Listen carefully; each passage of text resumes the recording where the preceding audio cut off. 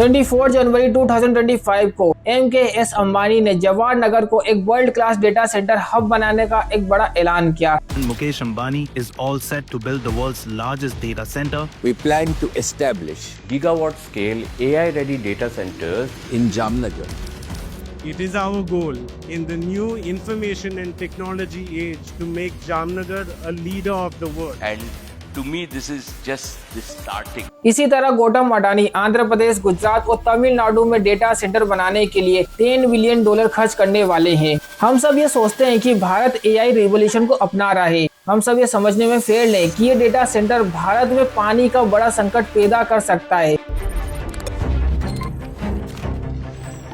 Data's thirst for water is unquenchable. Many of these water-stressed cities are also emerging as new destinations for fast-growing AI data center industry in India. 5 years down the line, people in this very region will not have drinking water. Projections show that 40% of its cities might run out of drinking water by 2030. It is hard to imagine what the future impact of a water-intensive industry is likely to be. Think about it. United state में एक average 100 gigawatt data centre हर दिन लगभग 20 lakh litre पानी खर्च करता है और हम ऐसे डेटा सेंटर बनाने का इरादा रखते हैं जो इस कैपेसिटी से 30 गुना ज्यादा पानी खर्च करेंगे। अब अगर आप इस मैप को देखें तो नवी मुंबई, बेंगलुरु, दिल्ली एनसीआर, चेन्नई, हैदराबाद और कोलकाता में डेटा सेंटर बनाने की प्लानिंग की जा रही है। और मजे की बात यह है कि ये सभी शहर पहले से ही पानी की भारी कमी का सामना कर रहे हैं। नवी मुंबई में पहले से ही हर दिन 80 मिलियन लीटर पानी की कमी है। दिल्ली एनसीआर में हर दिन 1100 मिलियन लीटर पानी की कमी है। चेन्नई में डेली 713 मिलियन लीटर की पानी की कमी हो रही है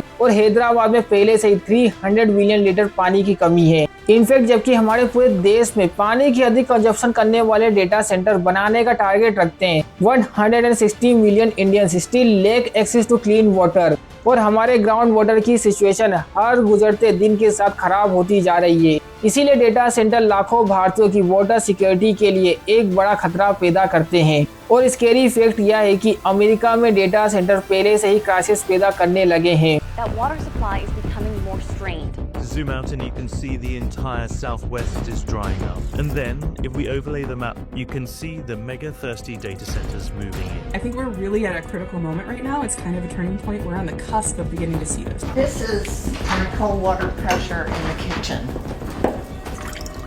There's not enough available water for the residents that are already there. That's because AI data centers require a lot of water.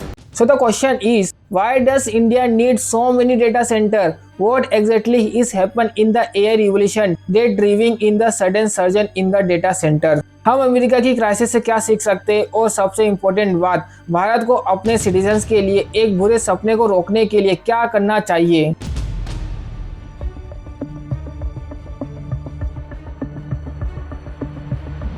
सबसे पहले आइए समझते हैं कि डेटा सेंटर कैसे काम करता है। जब आप जियो हॉटस्टार पर IPL मैच देख रहे होते हैं तो कुछ मिली सेकेंड में यह बताया गया है कि क्या होता है इस जगह पर हजारों सर्वर जो हैं जो क्लाइमेट कंट्रोल वाले माहौल में 24/7 चलते हैं और जब रिक्वेस्ट लोड बैलेंसेस पर जाती है तो उसे एक अवेलेबल सर्वर पर भेज दिया जाता है। यह सर्वर आपके सब्सक्रिप्शन को वेरीफाई करता है, वीडियो फाइल का पता लगाता है, वीडियो की क्वालिटी चेक करने के लिए आपके इंटरनेट स्पीड चेक करता है और वीडियो को डेटा पैकेट में तोड़ देता है और ये पैकेट फिर हाई स्पीड फाइबर केबल के जरिए आपके फोन पर वापस आते हैं जो फिर उन्हें एक स्मूथ वीडियो में फिर से जोड़ देता है और यह सब 1 सेकंड से भी कम समय पर होता है। तो हर व्हाट्सएप मैसेज, हर UPI पेमेंट, इंस्टाग्राम पोस्ट, यहाँ तक कि गूगल सर्च भी यह सफर तय करते हैं। तो डेटा सेंटर असल में बड़े कंप्यूटर वेयरहाउस होते हैं जो हमारे डिजिटल कंटेंट को तुरंत स्टोर, प्रोसेस और डिलीवर करते हैं। Now look at this graph. 2010 में पूरे डिजिटल यूनिवर्स में सिर्फ 2 जीटाबाइट डेटा था। 1 जीटाबाइट लगभग 1 बिलियन टेराबाइट का होता है। तो 2010 में ऑल ह्यूमैनिटी ने, आई रिपीट ऑल ह्यूमैनिटी ने सिर्फ 2 बिलियन GB डेटा बनाया था।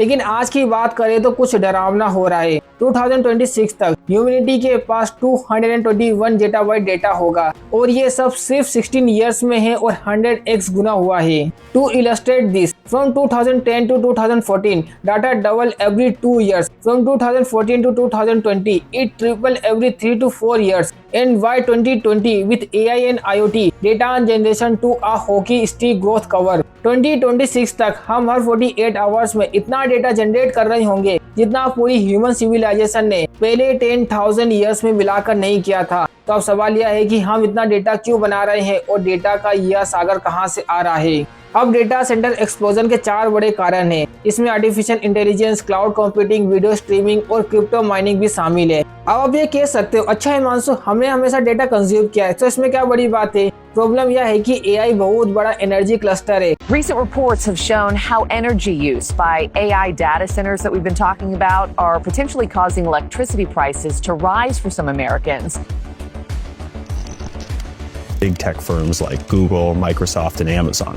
Some of those types of companies want to build data center campuses that use 5 gigawatts of electricity. That's a huge amount. It's as much as entire cities like Miami or Atlanta. असल में हर बार जब हम ChatGPT से कोई email लिखने को या कोई इमेज बनाने के लिए कहते हैं तो डेटा सेंटर को पावर सप्लाई करनी पड़ती है और फिर हीट शेडो करनी पड़ती है। असल में 100 शब्दों का AI से रिस्पॉन्स बनाने में लगभग 0.1 किलोवाट आवर ऑफ इलेक्ट्रिसिटी खर्च होती है, जो 1 घंटे के लिए 14 LED बल्ब चलाने के बराबर है। और उसे ठंडा करने के लिए उसे फिर से आधा लीटर पानी चाहिए। Now multiply this millions and billions of prompt and you will see that scale this data centre can drain an entire city. और जैसा कि मैंने कहा, यूएस में एक average 100 megawatt data centre 75,000 US घरों को मिलाकर उससे ज्यादा पावर इस्तेमाल करता है और यह हर दिन 2 मिलियन लीटर पानी खर्च करता है, जो फिर से 6500 यूएस घरों के पानी के इस्तेमाल के बराबर है। और उसमें ज्यादातर ठंडा करने के लिए पीने के पानी का इस्तेमाल करते हैं। और अब ये डेटा सेंटर नवी मुंबई, हैदराबाद, चेन्नई और दिल्ली एनसीआर में बन रहे हैं। तो सवाल यह है कि अगर ये डेटा सेंटर बन गए तो भारतीय शहरों का क्या होगा। खैर, यूएसए के जॉर्जिया को देखिए, यह अमेरिका के डेटा सेंटर बूम का ग्राउंड जीरो बन गया है। मेटा, गूगल, अमेज़न ये सभी जॉर्जिया सिटी में बड़ी फैसिलिटी बना रहे हैं। और अकेले 2025 में जॉर्जिया ने $14 मिलियन के इन्वेस्टमेंट और लाखों स्क्वायर फीट के डेटा सेंटर देखे हैं। और जब ये अनाउंसमेंट हुई तो गवर्नमेंट सेलिब्रेशन बना रही थी, क्योंकि उन्हें अरबों डॉलर के इन्वेस्टमेंट, नई नौकरियां और ज्यादा टैक्स की उम्मीद थी। लेकिन आप जानते हैं कि अभी क्या हो रहा है। जॉर्जिया की नदियां सचमुच सूख चुकी है। यहाँ के लोगों को पानी की कमी का सामना करना पड़ रहा है। कूलिंग टावरों से शोर हो रहा है, जिससे उनकी नदियां खराब हो गई है और लोग अपनी रोजमर्रा की जरूरतों के लिए गंदा पानी इस्तेमाल कर रहे हैं। Georgia is becoming one of the nation's leading states for data centers. People say having data centers next door is affecting their health. This is where I fill up water for storage. Those are the things we have to fill up to flush the toilets. So you can see the sediment from the data center. They destroyed the environment, taking down all the trees. Beautiful pines, beautiful forest. इसी तरह अकेले northern Virginia, Lowden county में 200 data centre है, जो 4.14 gigawatt बिजली गटक रहे हैं। और जबकि हर दिन 19 बिलियन लीटर पानी डेटा सेंटर चलाने के लिए खर्च होता है। वहाँ के लोगों को अपने लिए साफ पानी ढूंढने में बहुत ही मुश्किल हो रही है। डोमिनियन एनर्जी नाम की एक पावर कंपनी ने पहले ही चेतावनी दी है कि 2028 तक लुडोन में 6 और गीगावाट की जरूरत होगी, जो आज इसके पास मौजूद पावर से 2 गुना है। इसीलिए जब गवर्नमेंट टैक्स रेवेन्यू का जश्न बना रही है तो उनके अपने सिटीजन सो नहीं पा रहे हैं, सांस नहीं ले पा रहे हैं और पीने के लिए पानी नहीं ढूंढ पा रहे हैं। और यह सिर्फ यूएस की बात नहीं है, ऑस्ट्रेलिया से ब्राजील और अफ्रीका तक सभी देश एक ही प्रॉब्लम का सामना कर रहे हैं। ये डेटा सेंटर बूम का डार्क साइड है। तो सवाल यह है कि हम इंडिया में क्या करें। और अब अगर आप इंडिया को देखो ना, तो हम सीधे सीधे उस डेंजर जोन में जा रहे हैं। The US has over 5,300 data center. The UK has 540. China has 449. Australia has 307. And India has just 270 data center.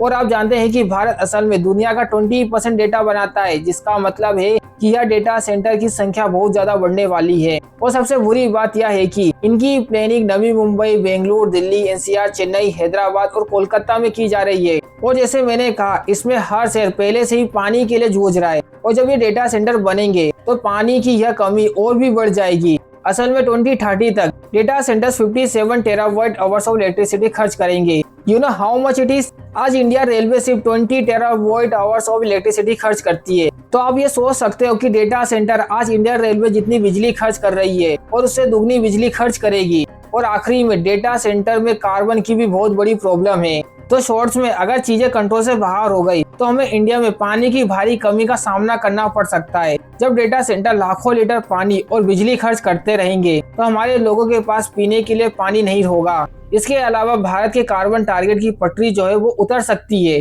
और अगर वो फॉसिल फ्यूल पर चलते रहे ना तो इससे बड़े पैमाने पर एनवायरनमेंट को नुकसान हो सकता है। तो अब सवाल यह है कि क्या हमें भारत में डेटा सेंटर बनाने का विरोध करना चाहिए? खैर, अगर मैं एक वर्क एक्टिविस्ट होता तो हाँ ही कहता, लेकिन एक जागरूक कैपिटलिस्ट के तौर पर मैं कहता हूँ नहीं, क्योंकि कड़वी सच्चाई यह है कि आज लोगों के पास डेटा सेंटर होना कोई चॉइस नहीं है, या सिर्फ जॉब या टेक्नोलॉजी के लिए जरूरी नहीं है, बल्कि इसलिए भी है क्योंकि भारत को अपना डेटा खुद कंट्रोल करना चाहिए। असल में 2013 में एडवर्ड स्नोडन ने यह बताया था कि कैसे यूएस इंटेलिजेंस एजेंसी ने विदेशी डेटा सेंटर के जरिए बड़े पैमाने पर निगरानी रखने के लिए गूगल, फेसबुक और माइक्रोसॉफ्ट जैसी बड़ी टेक कंपनियों का इस्तेमाल किया। क्यों? क्योंकि डेटा असल में यूएस बेस्ड सर्वर में स्टोर किया गया था और एनएसए पेट्रियट एक्ट के तहत इसे कानूनी तौर पर एक्सेस कर सकता था। इसमें फॉरेन नेशनल, फॉरेन लीडर्स और यहाँ तक कि फॉरेन गवर्नमेंट से होने वाले कम्युनिकेशन भी शामिल थे। इसीलिए अगर भारत के इमेज, डिफेंस या पेमेंट डेटा फॉरेन सर्वर पर है तो फॉरेन लॉ के तहत आएंगे और इसमें हमारी जासूसी और ब्लैकमेल के शिकार हो सकते हैं।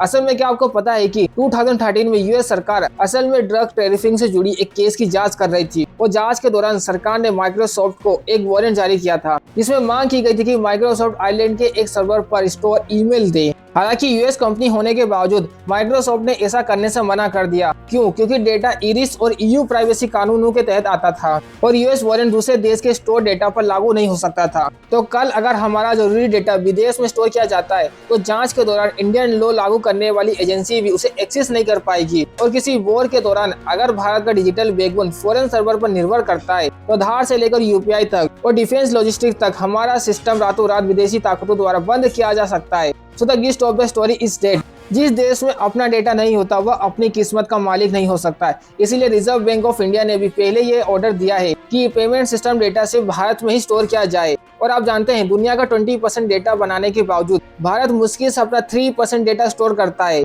इसीलिए हम यह फायदा किसी और को नहीं दे सकते। तो सवाल ये उठता है कि अगर हम डेटा सेंटर से बच नहीं सकते, अगर हमारे पास पानी की कमी हो रही है और अगर हम ये नहीं चाहते हैं कि हमारे नागरिक परेशान हो तो हम क्या करें? सबसे पहले सरकार को सभी बड़ी कंपनियों को पानी के सस्टेनेबल सोर्स का इस्तेमाल करने के लिए कहना चाहिए ताकि हम अपने नागरिकों की वाटर सिक्योरिटी को खतरे में न डालें। एग्जाम्पल के लिए अमेज़न 2013 तक 120 से ज्यादा यूएस डेटा सेंटर को ठंडा करने के लिए रिसाइकिल किए गए पानी का इस्तेमाल करने का प्लान बना रहा है। अकेले से हर साल 513 मिलियन गैलन से ज्यादा ताजा पानी बचेगा। इसीलिए भारत सरकार को ये पक्का करना होगा कि ये कंपनी पहले ही दिन से सस्टेनेबल तरीकों को अपनाए, ना कि क्राइसिस आने के बाद। दूसरा, भारत को रिन्यूएबल एनर्जी पर तेजी दिखानी चाहिए, चाहे वह सोलर हो, हाइड्रो हो या विंड हो। हमें जल्दी से कैपेसिटी बनानी होगी ताकि जब ग्लोबल एनर्जी की डिमांड बढ़े तो हम खुद को डेवलपमेंट और एनर्जी सिक्योरिटी के चौराहे पर ना पाएं। और आखिरी में सरकार को यह पक्का करना चाहिए कि डेवलपमेंट हमेशा नागरिकों की जिंदगी को बेहतर बनाने के लिए होता है, ना कि उन्हें खत्म करने के लिए।